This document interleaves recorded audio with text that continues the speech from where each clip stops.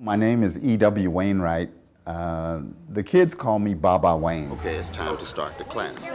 Dress left, right, 3 lines. I teach them that you should call an adult by a title. And Baba, in many, many cultures, means father or older person in the community, someone who teaches and sort of nurtures the youth. Battery number 2 to the drums. I'm a drummer. I started playing on a mailbox when I was about as tall as a mailbox.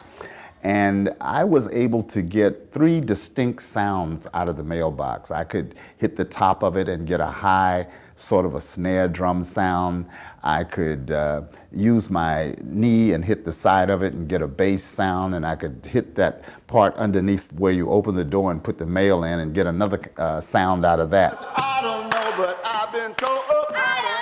I formed the African Roots of Jazz in 1977. And this was a result of traveling around and talking to young people and understanding that they didn't know where this music jazz came from. They didn't know about all the famous artists and institutions who created this music. And so I said, we're going to form a group and we're going to tell that story in our music as a narrative and with dance and poetry in any way we can. We have been, since then, working in the schools, working in prisons, working in community centers, churches, everywhere that our service is needed, bringing that education and bringing that information and bringing hope, and in many cases building self-esteem with young people who understand that I can play this music and now I know where it came from, and it builds a sense of pride. Performing art is a discipline.